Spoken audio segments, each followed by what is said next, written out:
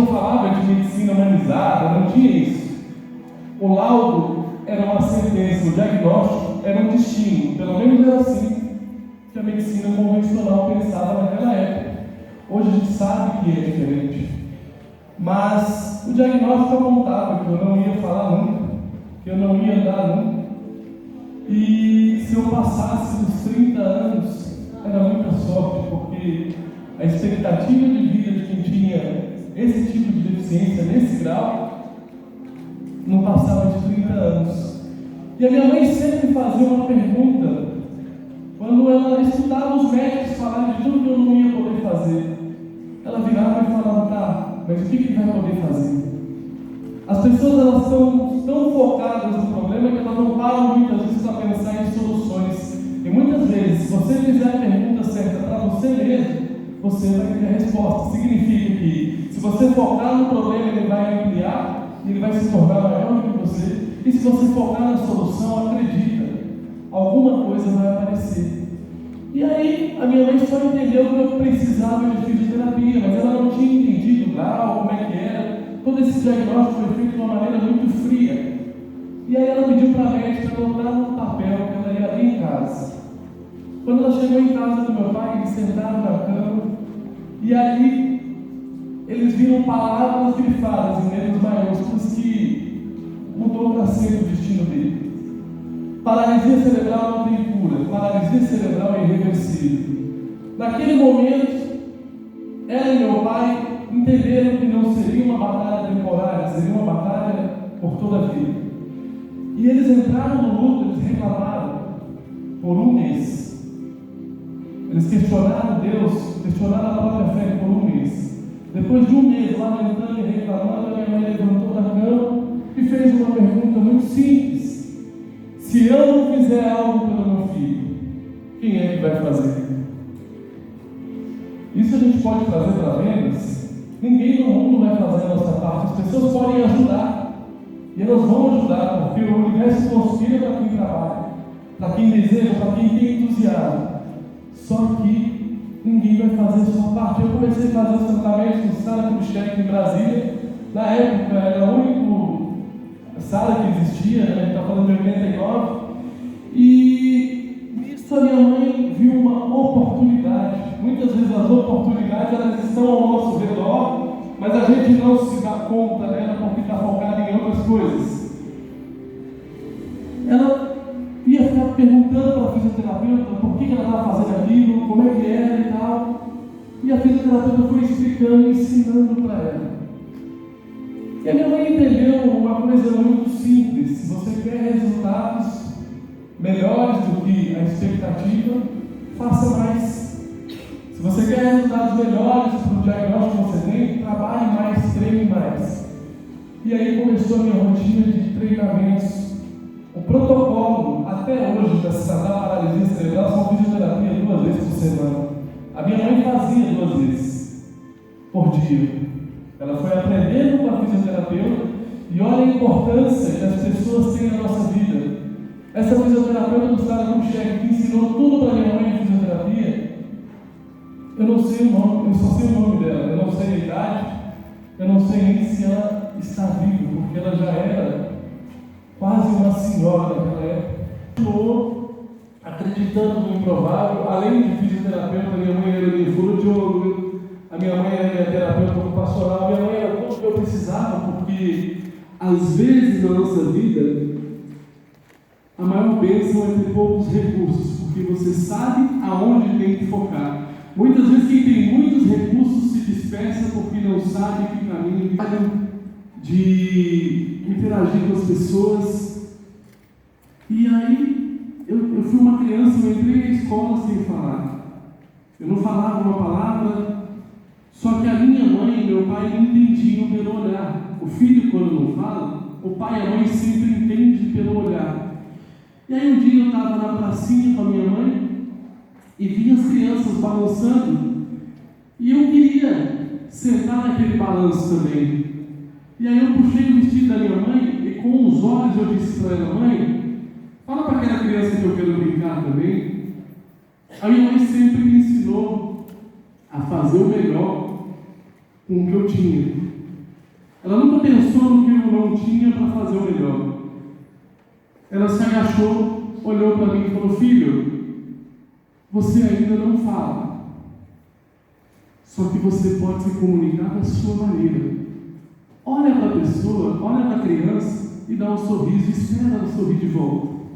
Aí eu sorri para o menino, ele me ignorou. Daí ele saiu, entrou outro menino, fui ignorado do mesmo jeito. A terceira pessoa era uma menina da minha idade. Eu sorri, ela sorriu de volta, e não só isso, ela teve a sensibilidade e a empatia, com 4 anos, de vir me buscar.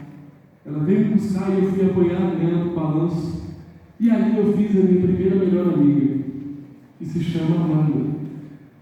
Algumas semanas depois, eu tive a sorte da Amanda entrar na minha turma e nós ficamos amigos com contato diário até o ensino médio. Eu conheci ela, não falava. Só que muitas vezes, a gente pode falar de venda, de propósito, muitas vezes a gente tem que ser apenas genuíno, verdadeiro e com entusiasmo e alegria. Ele era o que mais entendia de gente. Ele foi o único que durante a consulta falou: tá, como que é, quais são os dons e potenciais de Samuel? Porque eu opero, eu faço cirurgia em crianças como Samuel quase todos os dias da minha vida. Mas eu quero saber quais são os dons, a personalidade dele, como é que ele é. Foi o primeiro médico que não me definiu pelo grau de paralisia que eu tinha. Ele quis entender a pessoa, quem era o Samuel, apesar da deficiência.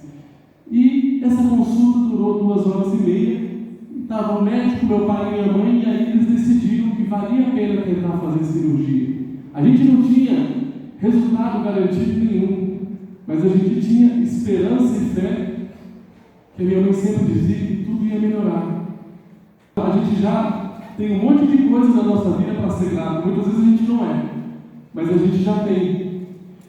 E eu vim de um universo onde as pessoas não andam, onde elas não enxergam, onde elas não escutam. E muitas dessas pessoas que eu conversei, convivi e convivo até hoje, elas dariam tudo que têm para poder andar da maneira delas, para poder enxergar da maneira delas. O que eu quero dizer para vocês é que sejam gratos com aquilo que têm.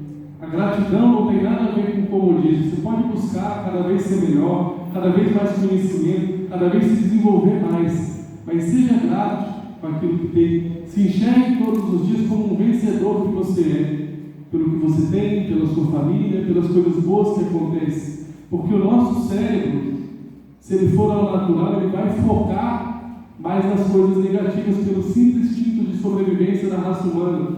Ela é focada no perigo pela sobrevivência.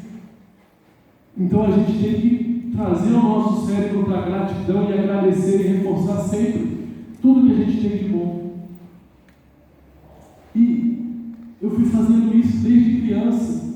A minha mãe fazia atividades comigo, fazia os exercícios, e quando eu dormia, ela falava comigo: filho, você tem metade do cérebro que foi devastado pela deficiência, mas você tem a outra metade que uma hora vai responder todos os estímulos que eu estou te dando. E ela fez fisioterapias por muitos anos sem ter resultado nenhum. Dos 8 meses aos 4 anos eu tive pouquíssimos resultados, mas ela não desistiu. E eu gosto de falar que quando a gente tem alguns processos que demoram na nossa vida, é quase como um bambu chinês, porque você planta ele e ele demora 4 anos para crescer, ele fica só um filetinho para fora da terra.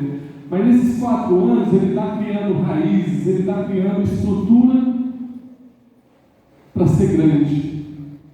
Ele não vai demonstrar grandeza no começo, mas ele vai criar estrutura para ser grande. É onde eu criei toda a personalidade que me permitiu depois chegar em alguns resultados. E aí, depois de estar andando, eu cheguei atrasado na escola com uma advertência para minha mãe assinar. E a minha mãe tinha uma política de educação muito simples. Você pode errar uma vez. Se você cometeu o mesmo erro 2 vezes, aí a conversa muda. Como eu nunca tinha chegado atrasado na escola, ela falou: beleza, eu vou assinar. Ela falou: Samuel, por que você chegou atrasado? Eu falei: mãe, porque eu demorei para amarrar meu tênis.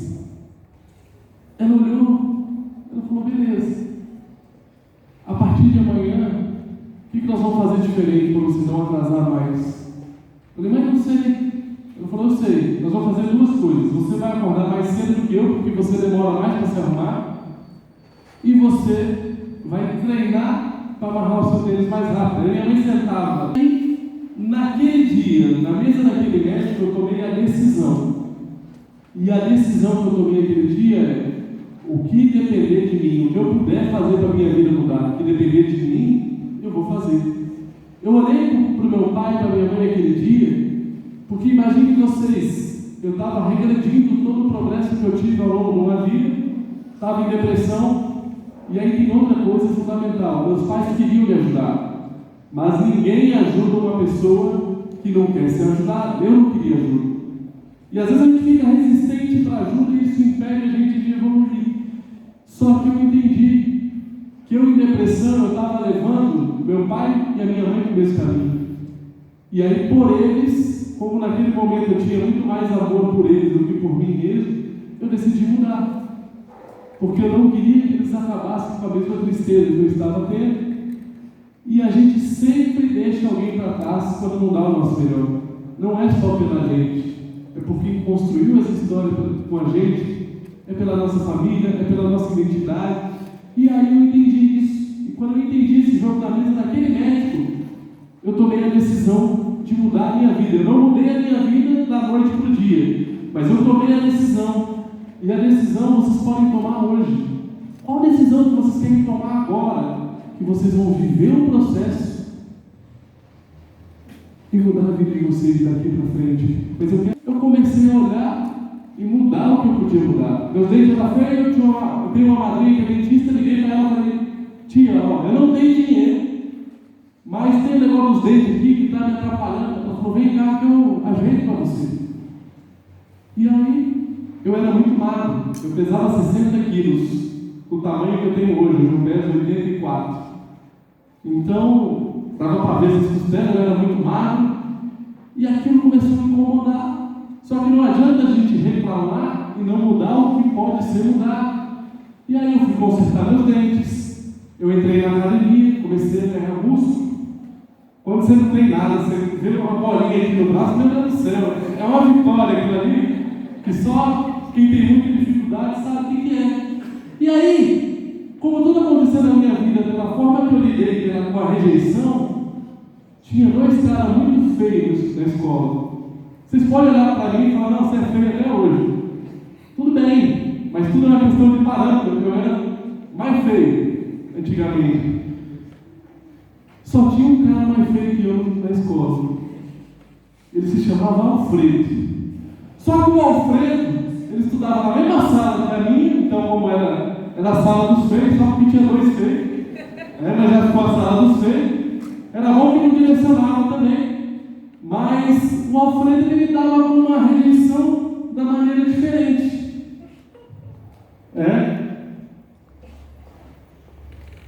Então eu quero que vocês olhem para o lado, ao redor de vocês, e pode perceber que existe sempre alguém com menos condições que você entregando mais resultados.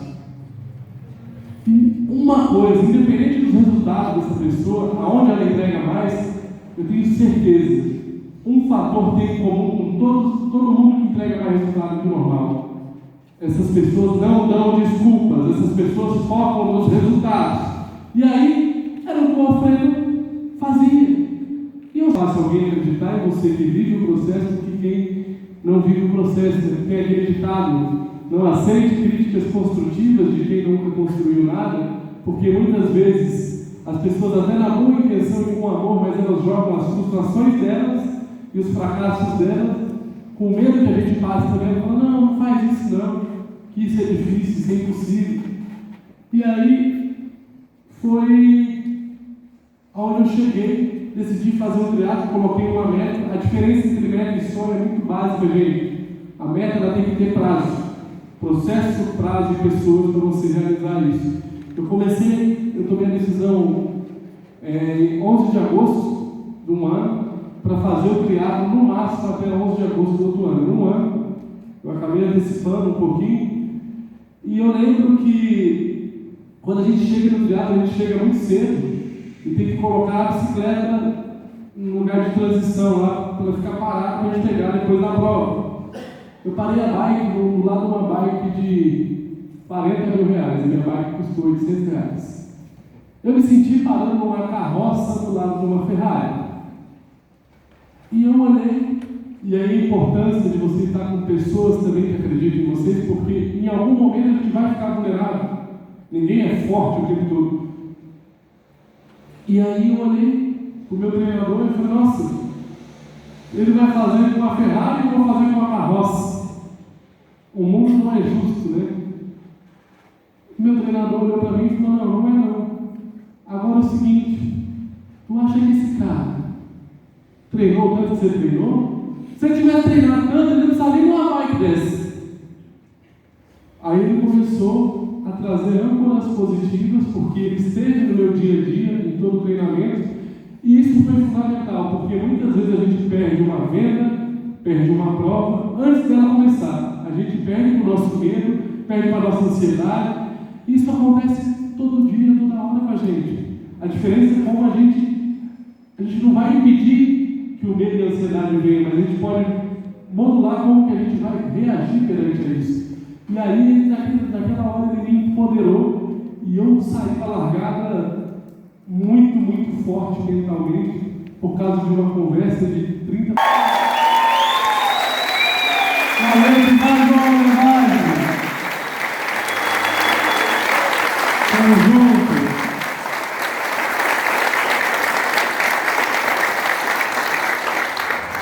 E foi assim que eu me tornei a primeira pessoa no mundo com esse grau de paralisia cerebral a completar o triatlo. Quero aproveitar essa energia e vou fazer um vídeo, né? Porque toda essa energia merece ser gravada. Uma das coisas que você mostrou aqui é a questão da superação e da atitude, e eu acho que seria mais justo se fosse uma pessoa que teve mais atitude. Concordo.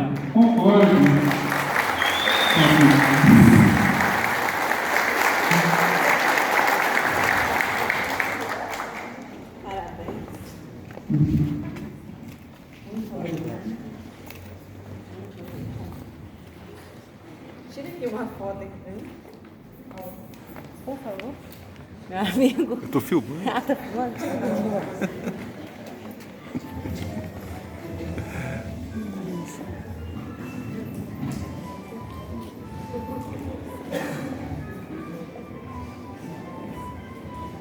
Sou eu, peraí. Tá.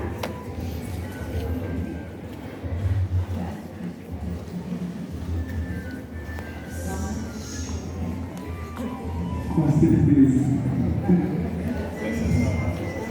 Gente, tem alguns conduzidos para vender.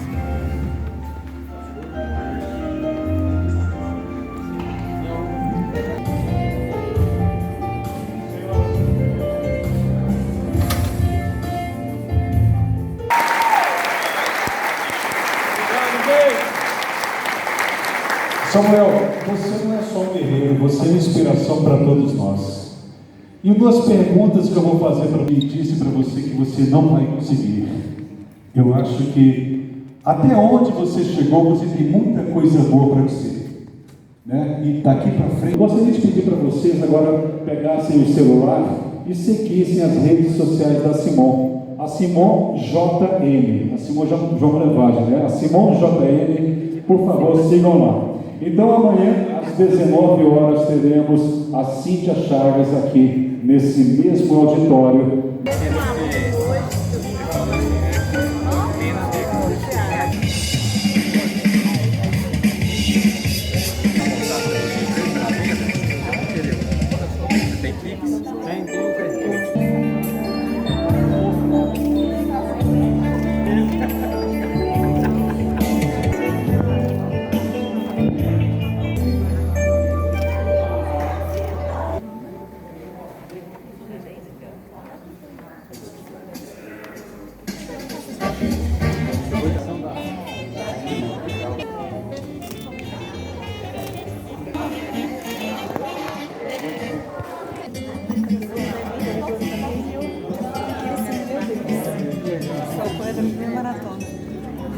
Não, assim, a gente sabe de perto, assim, para um esforço.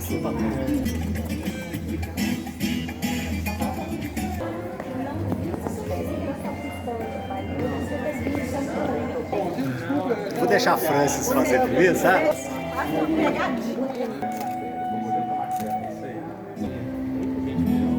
Cara, o conteúdo aqui tá muito forte. Ué, você não vai fazer uma pose, não? É eu. Né?